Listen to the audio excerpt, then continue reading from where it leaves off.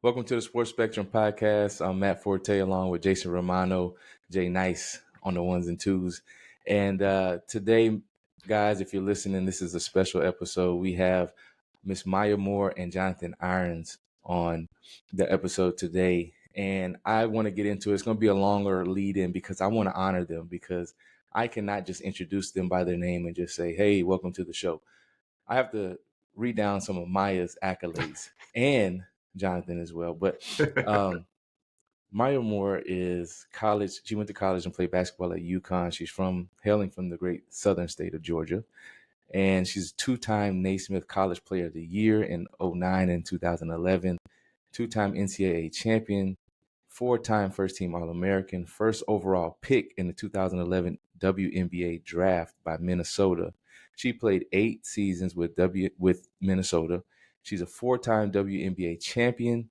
She's also a WNBA Finals MVP in 13 and 14 and a 6-time WNBA All-Star. Her number 23, like Jordan, is retired by the Minnesota Lynx. She's a 2-time Team USA Olympic gold medalist as well. But that's not the most important part about her. She's active in social justice and criminal justice reform. She won the 2021 Arthur Ashe Award for Courage by ESPN for her work in the criminal justice reformation platform. And in 2019, she actually took a sabbatical from basketball to help secure the release of Jonathan Irons, her husband, who was serving a 50-year sentence, who was wrongly convicted as a teenager.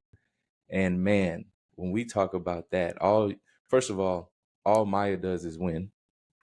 Win, win, win, win, win, of course. That's right. All of these accolades and all that. But as I said, the most important thing about her is her care for others, specifically that in the criminal justice reform area.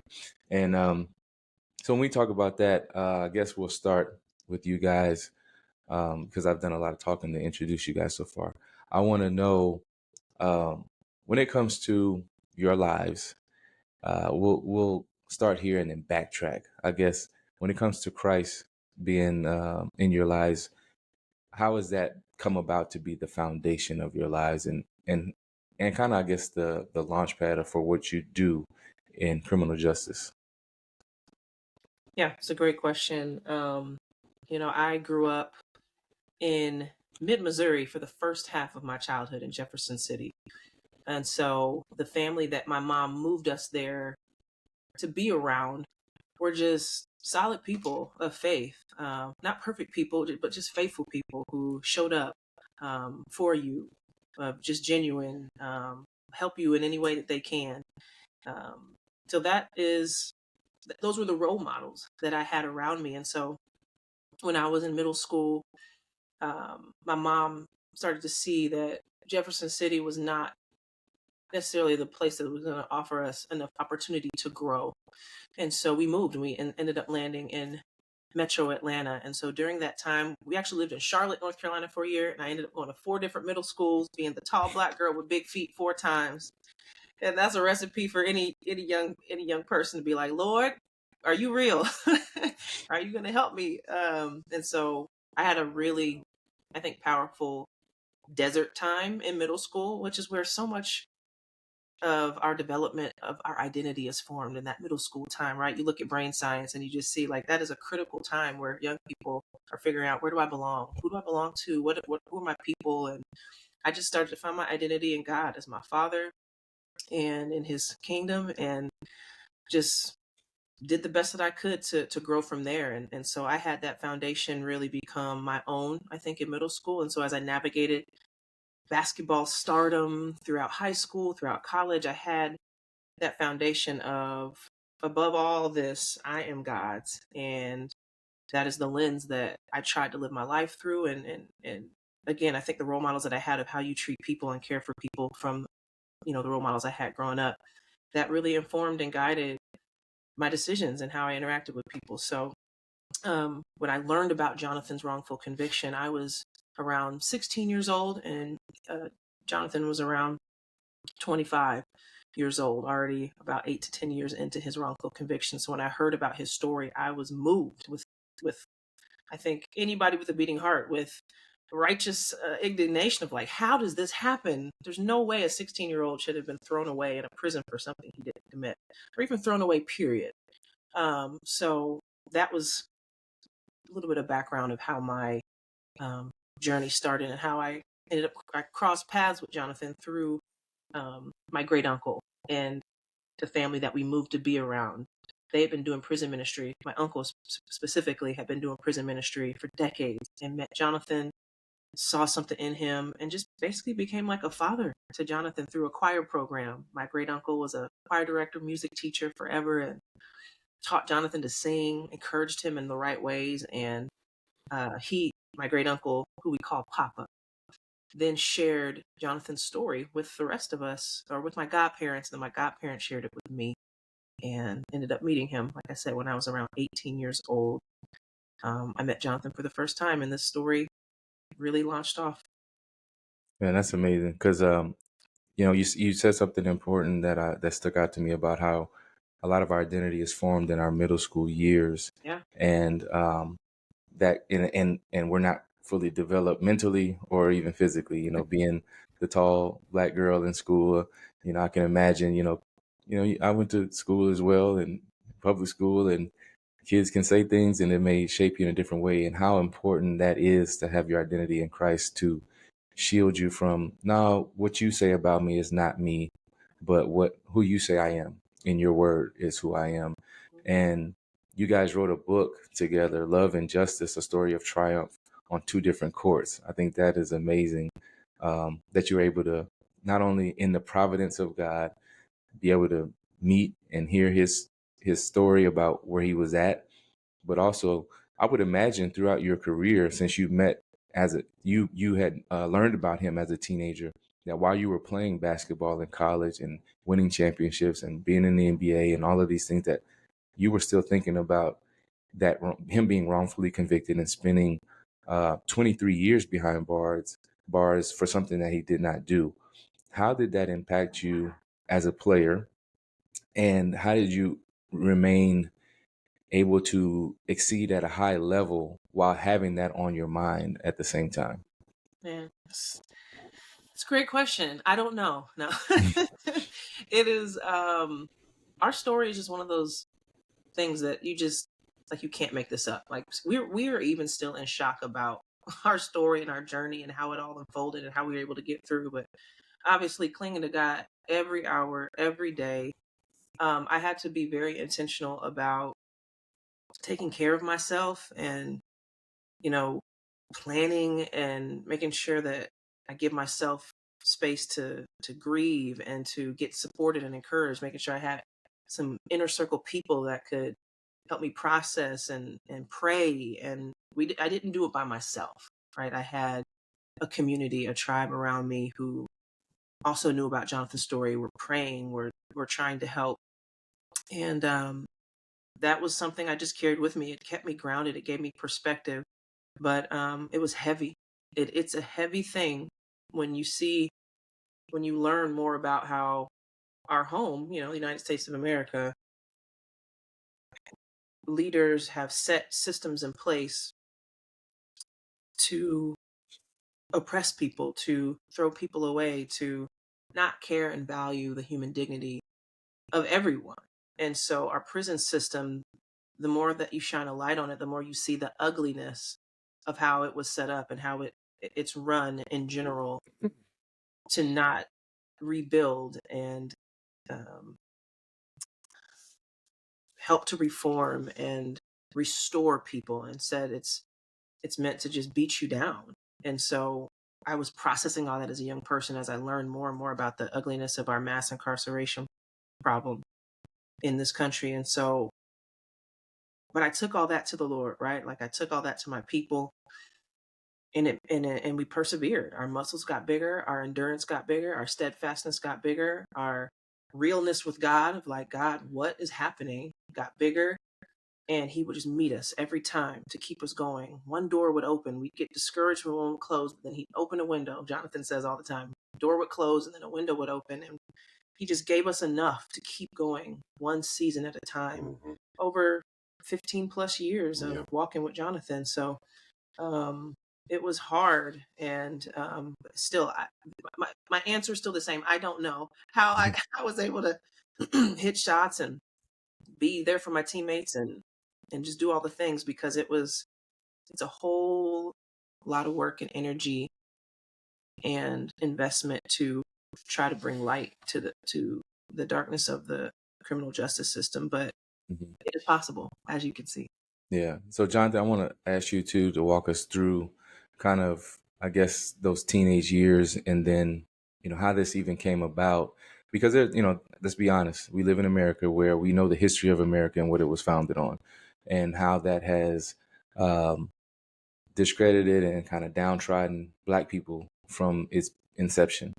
And part of that is the continuation of the criminal justice system and how it oppresses not only Black people, but those who don't have the means to fight back. So there are some people who are like, oh, this, systemic oppression, all that. I don't really believe in that. Pull yourselves up by your bootstraps and all that other stuff. But I mean, there's certain facts, that you could pay, and stats that you could pay attention to when it comes to low income neighborhoods. And reading level, for instance. Prison is privatized, meaning that they build a giant prison, they have to fill it up.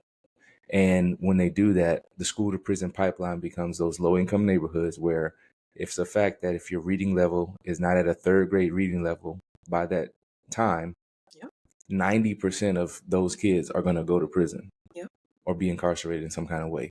And that is I didn't make this up. This is a fact. So, Jonathan, when it comes to your, I guess, your testimony and your story, because time is so important, and to lose, literally, I say lose, but the 23 years spent behind bars being innocent, that can have a dramatic and traumatic effect on you. Just walk us through, I guess, the beginning of the story, and as a teen being convicted of things like that. Because I know, for one, being a teen, I was in the wrong place many times and could have easily been, convicted of something, or been looked at as a little Black kid who was doing something bad, and I could have been in that same position. But I guess just walk us through that story of your testimony and how that started. Yeah. Okay. I'll try to navigate that. That's a long, hard journey. I'll say that.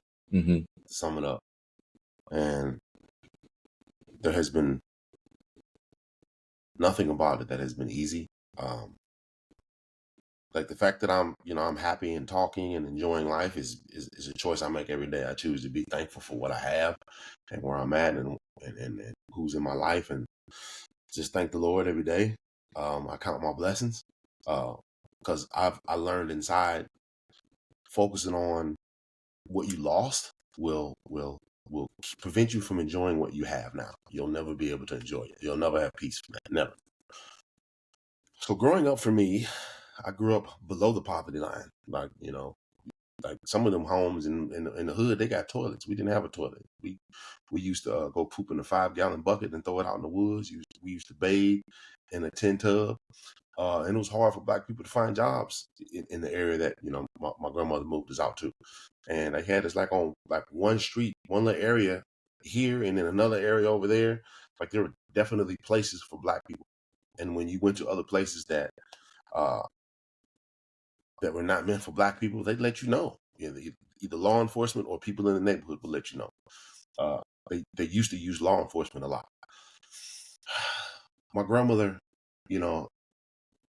was the type of woman that was like the movie called Help. You guys ever seen the movie The Help? Yep. She was that woman. She would clean houses in St. Louis and had some of those same experiences that was displayed in the movie Help. But my grandmother, when I came around, my grandmother was up in age, and it was hard for her to get around, and she had been retired, and she had a retirement pension, because she went from that to working in the post office and made money doing that. And then she couldn't say no to people's kids. Like if somebody had to leave, she'd take their babies, bring them to me. At one point we had 25 kids in that house. Wow. She'd figure out how to feed us.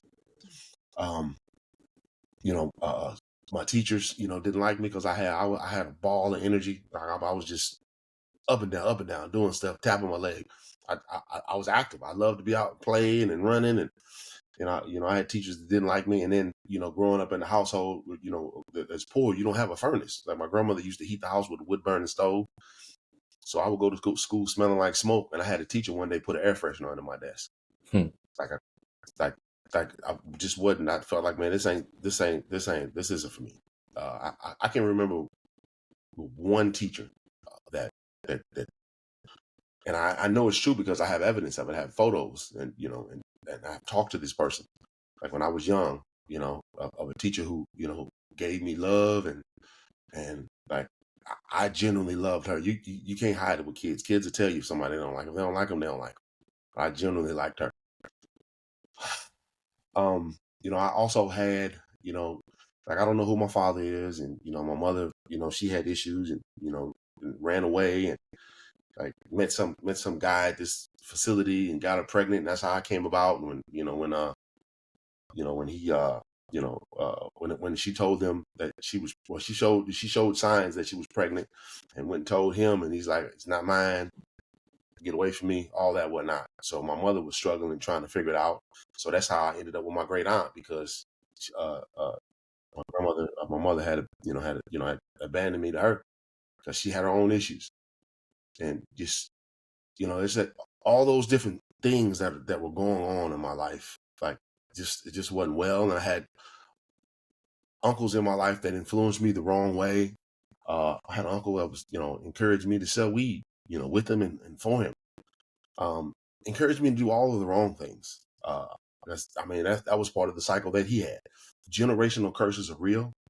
They show up in the habits that you have and what you do, and it's all stemming from chaos. If you have a home full of chaos, like that is conducive to generational curses, because it does not allow for stability in the mind to grow and settle into peace.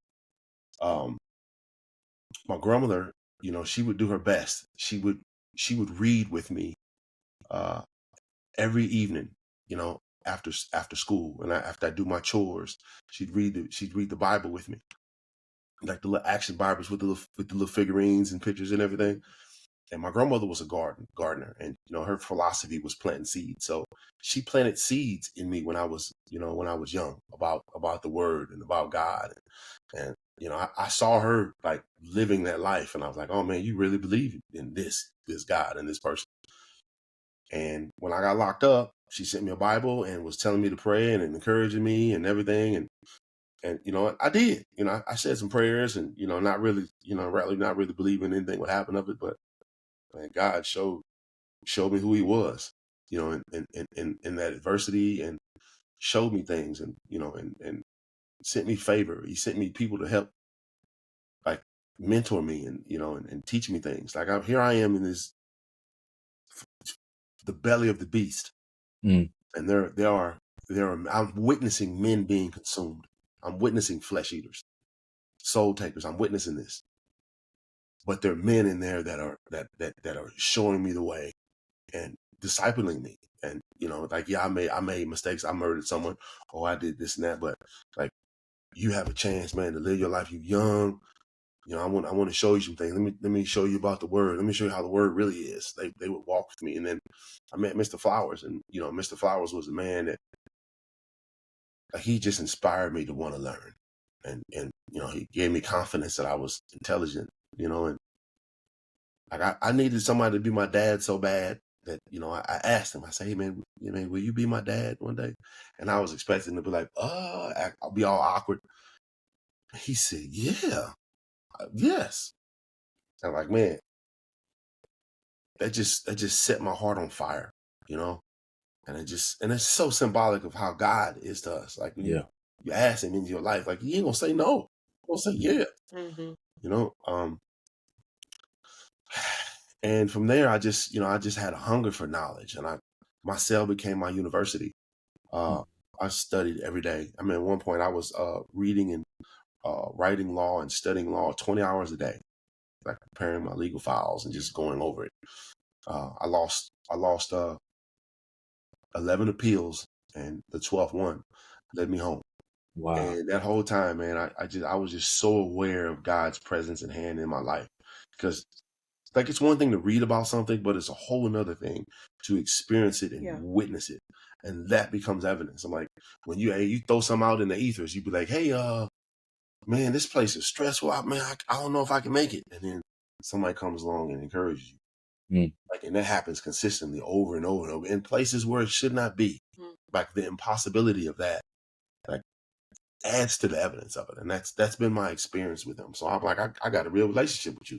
Like, this is me and you. Man, that is so powerful, because we talk about, the criminal justice system and the reformation that needs to happen, and the oppression that is just, generational curses, as you brought up that term. I'm glad you said that, because that father wound is huge. And it's not a stereotype. Oh, like black men don't care for their kids or something like that. It's, if we look through the path of history, how chattel slavery in America has led to fatherlessness, specifically in the black community. It's no mistake. It was bred that way, right? And those are some things that are so hard to change, to turn around.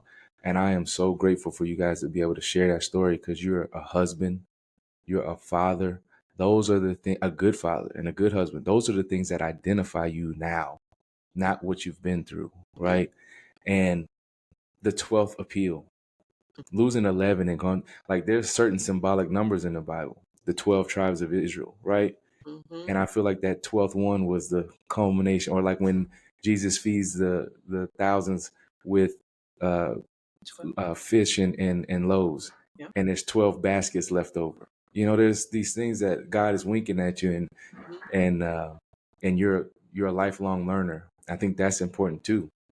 You didn't give up. You was in there, it's like, I'm going to utilize this time I have to build my case file and to educate myself and to lean into it.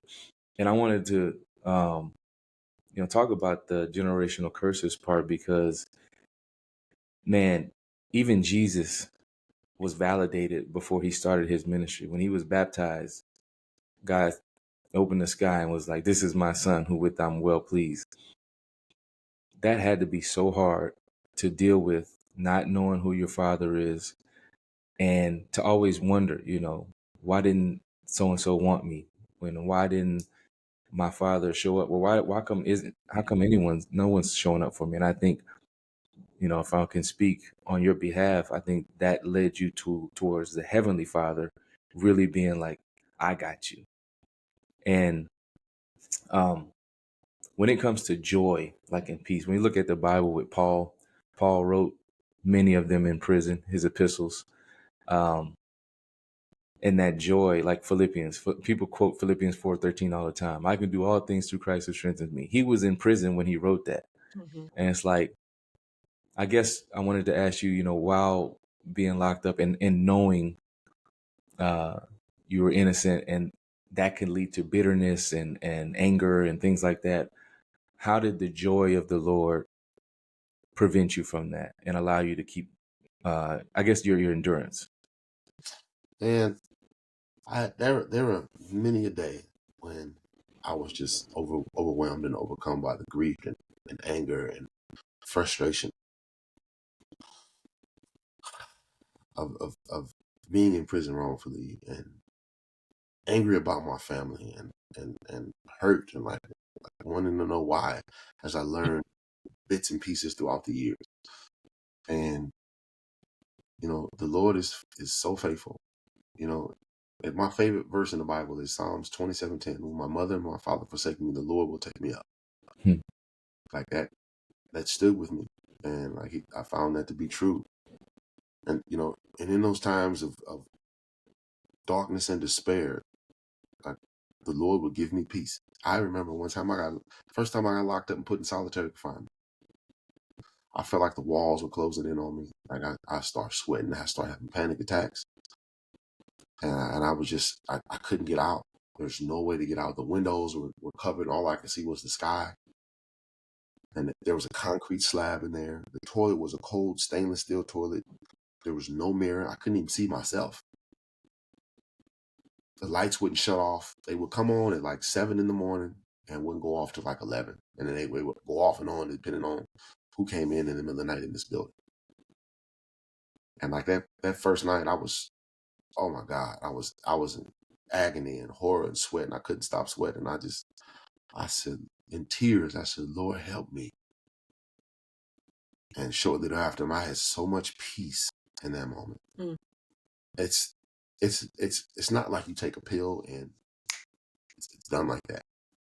It's like, or you read something and it comes back to you. Like if God decides to give you peace, no matter where you're at or what you're in and what you think you're going through, like He will give it to you. And before you know it, like you will set in what's uncomfortable to you, and you will find comfort in that darkness. Mm.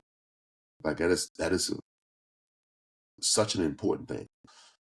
There were also so many times that I was discouraged, and God, like a trail of breadcrumbs, He would lead me a case that would inspire me to want to read another case, or I was able to connect dots in my case that pointed to holes missing.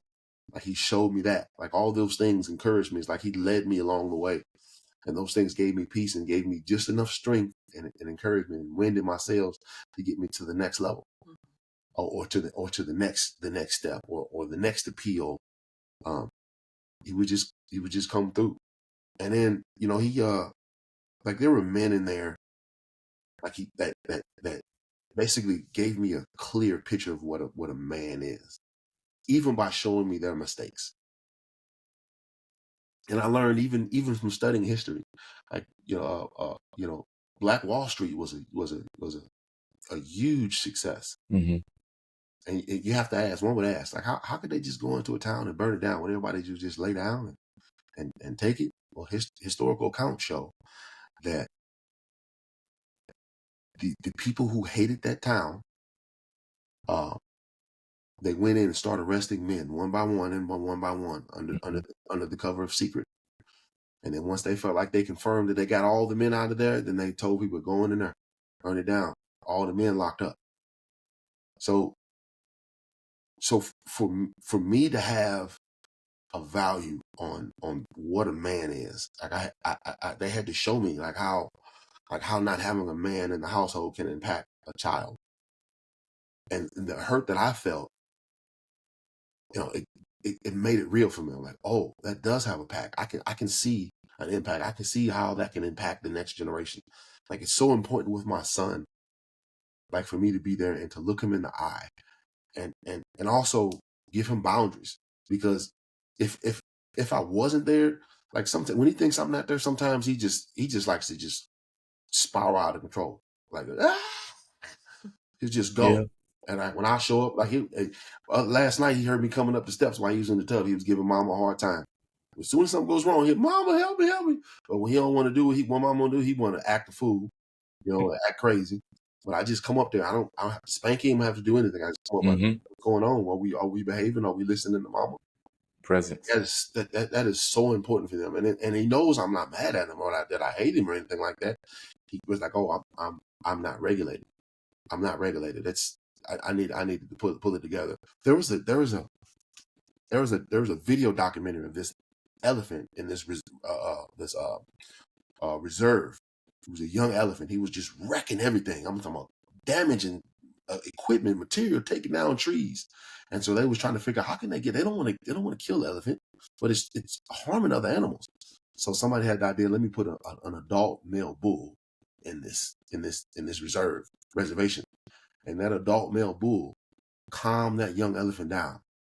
A bull is an elephant? Yeah, a male bull. That's what they call it. Yeah, a male bull elephant. Calmed it down. And that young elephant was just so respectful and just stopped doing all the terrorizing and tearing up everything. Like, we all have a role to play. All of us. We all have a role. Like, I can't do it without her. She can't do it without me. And, like, the Lord was showing me all that in there. Like, when my time comes, like, like the Lord said, when it's time, you'll be ready. You'll have everything that you need. Mm. And like that through dreams and visions, like those things, like gave me hope. Wow. Gave me hope. Yeah. Hope. That hope has a name, and it's Jesus. And I'm so glad that He would be able to speak to you in those situations. And that's so important. I just wanted to pause right there. Is that, anybody listening to that, you're in a certain spot, that you're down and you feel like there is no hope, that the Lord will literally meet you Mm-hmm. in vulnerability and Yeah. honesty. He will meet you in the lowest of places Yes. and give you peace and give you joy in the midst of what your circumstances are, because He's greater than those things. So, man, I wanted to talk about too, because you guys first met while, Jonathan, you were still locked up. How like, what was that like? What was that? Because I know when I first saw my wife, I was kind of like, I just knew. I don't know if it was like that with you, if you saw her and it was like, or if it was a little bit longer process. But how was that for both of you guys when you saw each other? It was definitely a much longer process. Because like there was the undeniable elephant in the room that I was in prison. Yeah. She was free. And she had people that wanted to talk to her. She's a very beautiful woman. Here I am in there behind this fence. Everybody got an edge on me. Everybody. Uh, I think what what just bless me. Even though anybody I would have feelings for, like I would try to kill them, because I wouldn't want nobody to be in prison with me. I just had that. It's like, no, that's not gonna work, because I tried it. And I just, like, when you see somebody come see you and they're always in tears like that, because you can't leave with them, that does something for you. And I just, like, when you love somebody, you don't want to put them in that position. And I was very clear with her, like, like what in the time that we were friends for like, what, 5 years? It was 6. Yeah. When About we 6 met, years? you asked if you could stay in touch. Yeah. And I was like, yeah, of course. And so we ended up building a friendship Yeah. over year after year after year, my whole time in college. And we were friends, just becoming better and better friends in the struggle, talking to each other on the phone, writing letters, like checking in on each other. He was Yeah. being a great friend to me, which blew my mind. Like, how are you being a good friend to me with what you're going through? And I was doing my best to be a good friend to him and just Yeah. learn and listen from him. And we would laugh and just kick it. Like, despite all the craziness of his situation, of our dynamic, like how just unexpected our dynamic would be, of me traveling around the world playing basketball and him fighting for his life in prison. And we somehow just became friends, and like we're just grinding. Everything And, melted away. Like, yeah. I remember times we'd be talking in the visitor room. It's like, it's crazy loud, and everybody talking, everybody having conversation. It's concrete walls, so there's no really, sound dampening or anything in there. But we would talk and sit across this table with one another, and we would essentially feel like we were in a bubble, Mm-hmm. and not be aware of what's going on around us. Yeah. I mean, and then when I would be talking to her on the phone, like, I'm in the wing. There's only 4 phones for 72 men per wing. And like, people fight over these phones. I remember one day I was on the phone with her, and we were talking about something. I was like, man, it's a fight. And she's like, yeah, it's a fight. I'm like, no, baby, it's a real fight up in here. Like, they're beefing up in here. I said, but you know what? They over there. There's me and you talking. We talked. We connected. Like she was my my anchor, and her coming to see me. Like, she would travel across the ocean, like from China, fly to Missouri to come see me. She made it a business to come see me as often as she could. She made it a business to make time for me. Like, she made it a business to wave to me on TV and tell me about it. I didn't even know who she was waving at. I thought she was waving at other fans. She was waving at people. I was waving at you. I'm like, like, she was consistent. She consistently showed up, like, just to show me, like, I love you for who you are, not for what you have or where you are. Like, I love you genuinely as a person. Yeah. And that, it takes time to get that. That just don't happen overnight. Now, like, I had expressed to her, like, I think you're very beautiful. And she let me know that I'm a handsome dude. You know, um, that don't mean nothing, and you can't do nothing about it. Mm. It don't mean nothing about it. It doesn't help. Yeah. If anything, it can become a heartbreak.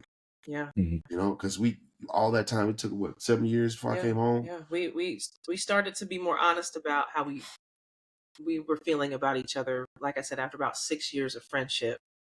And then we had to figure out, okay, what does it look like for us to be like pursuing love while still in this grind and in this battle? And it really, like Jonathan said, it just made everything weightier, harder, more heartbreaking, but it was also joyful and beautiful and real and authentic. And we had people too. Like, we have a handful of folks that we trust who are walking with us through our love story. Yeah. It didn't happen in secret or in a vacuum. Like, we had people praying and walking with us and checking in, and so we had support to go through that, because it's traumatic when you have a path that is beautiful and good that God is forging in you, and the powers that be are saying, no, you cannot grow this more than here.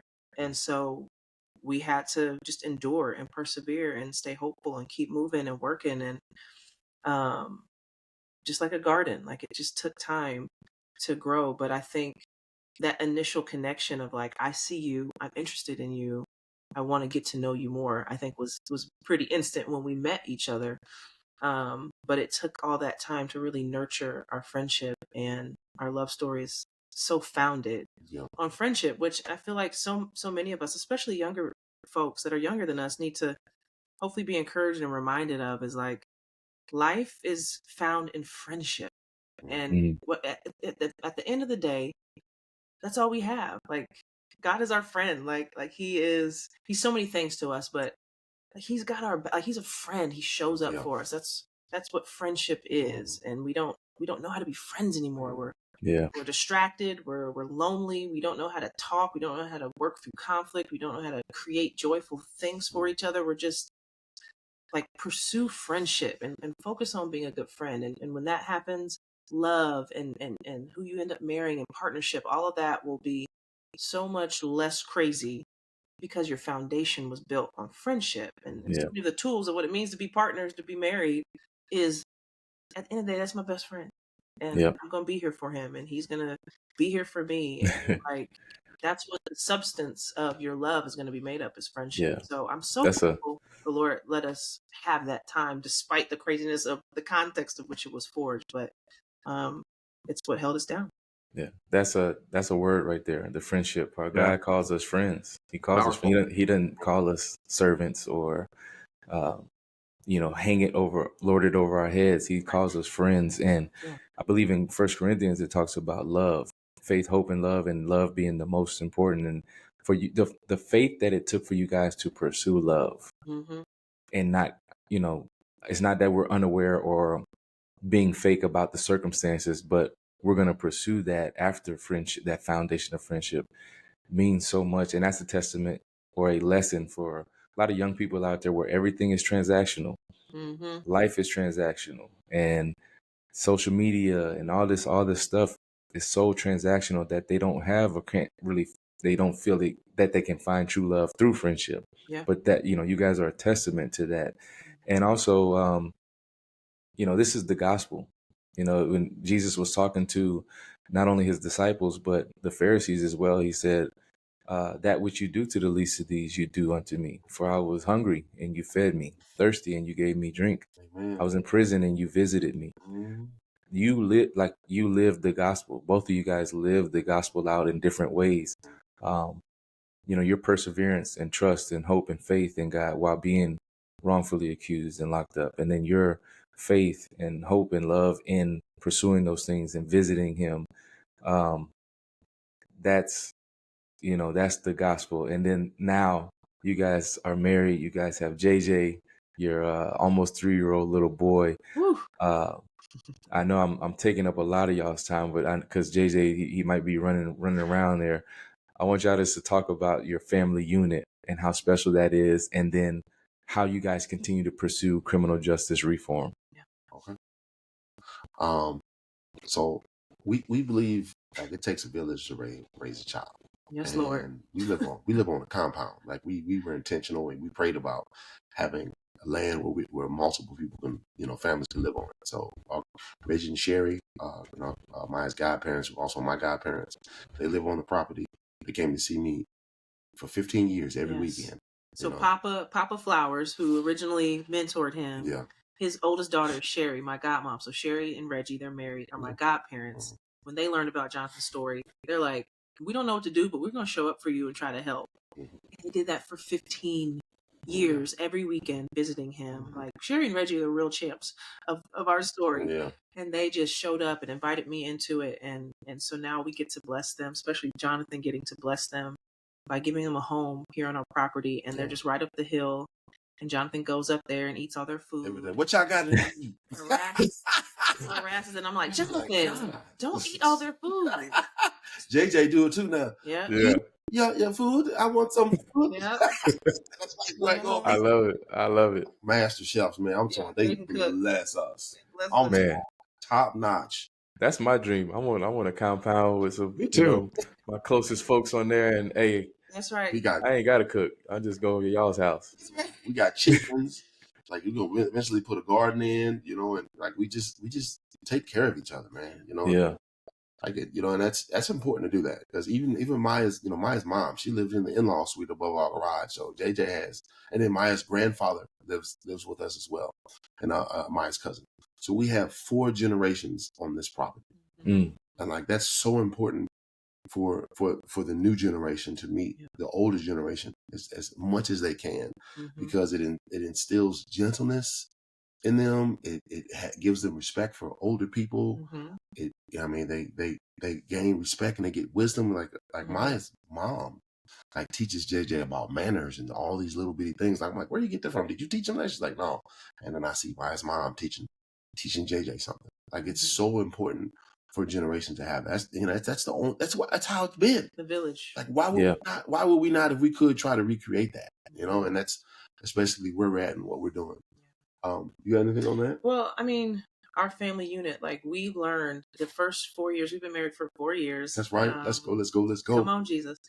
And boy, when you get married and you are living life with someone, like it's such a vulnerable, exposing thing, right? Like your weaknesses are being known, your strengths are being known, and how you thought you were is being changed because someone is telling you about yourself, and you're like, oh, I actually am not this way, because I think marriage teaches you just the art of empathy and other perspective, and the blessing and the benefit of doing the hard work of putting yourself in someone else's shoes, which I think is how God created all of us to live together, right? If we constantly engage the world just thinking the world is how we see it, we're going to misunderstand the world and misunderstand life. And so I've learned, I think Jonathan has learned, like marriage brings out fear too. It's like your fears get exposed of what triggers you and what, is in you that God wants to heal, and replace that fear with trust and with peace. And we've just been able to, marriage is meant, I think, to be the most impactful place of healing. And so our marriage, we're very intentional about trying to create rhythms in our family and in our marriage that cultivate peace and healing and joy. Because if you don't pursue those things, the chaos of life, of the world's ways, right? The empire that we live in, is just going to beat you down. And so we are very intentional about, and I get really geeked about it, as you can tell. Like I'm just so passionate about rhythms and being intentional. Just like pursuing a championship. You're not going to win a championship by just showing up and doing whatever you want every day. You have to have rhythms in place and systems and cultures that are going to cultivate the good things and bring out the best in your team. And so we're also very intentional about that. And having a village allows us to take time for ourselves, to be well, and to have date nights, and to intentionally work on ourselves, and to have friends and help. And so we love creating spaces in our home where people can come to have fun, to feel safe, to practice having authenticity and vulnerability happen. And so we have kind of a house church rhythm that we've had, where we try to host and and create these safe spaces where we can wrestle through the story of God and check in on each other. And I also try to host these things called seasons of play, where every season, spring, fall, or spring, summer, fall, winter, we have a theme of how we're going to get together and just play like something. We're going to play something. Like, I was an athlete my whole life. And so just because I'm retired doesn't mean that play is not very important for our well-being. And so this is a house of play, of joy, because brain science is showing us now that joy is actually the key to your character changing. Mm.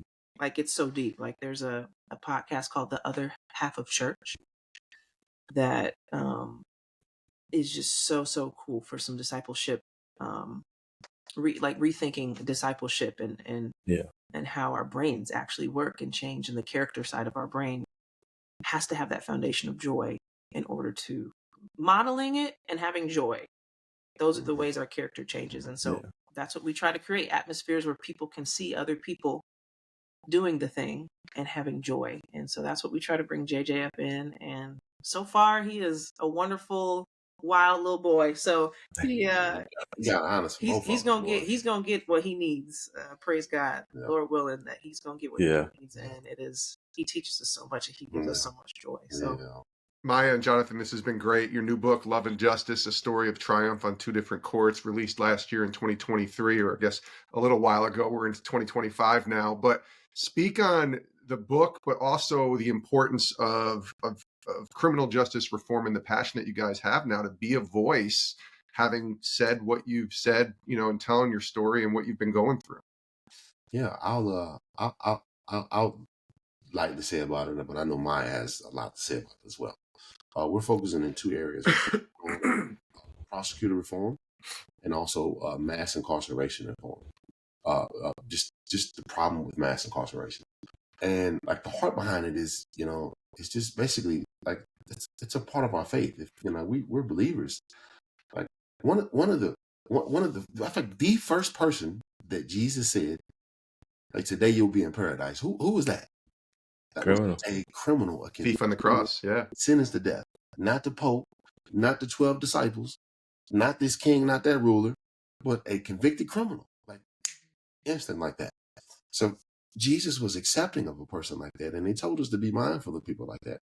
So coming from a place like that and understanding like those men and understanding what's going on in prison with men and women, like I am compelled to speak into that space and not just complain about all the problems, but present solutions.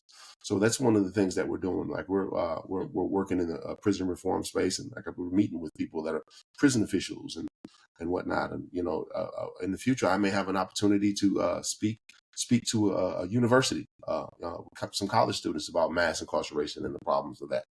And like our website, Win with Justice, really talks about what our vision and our scope is. We're on it. Yeah. The first and hardest step, I think, when Jonathan got home was like, we've known we have to tell our story. Yeah. And so we did that hard work about a year after Jonathan was home, and we wrote a book, a brilliantly beautiful, hard book, telling the story of our lives, my perspective and Jonathan's perspective, and then how our stories came together. So Love and Justice is going to give you such a bigger, more in-depth picture of our story. And from Love and Justice, we have also partnered with an organization within our daily bread called Voices. And Voices gives a platform for storytellers, people of color, and their faith stories. And so we partnered with Voices, and we created some content for churches, small groups, families, people to gather around. It's in two parts where we talk about these things, talk about faith, we talk about justice to help us continue to renew our minds, but also start a conversation and what we can do, given some action points. So this is something that you can do to move us more to the kingdom being shown and seen in our communities. Mm-hmm. And so if you go on to winwithjustice.org, you'll be able to see how to buy the book, how to, read Win with Justice, or how to read Love and Justice, or how to get access to those digital small group talking conversation pieces.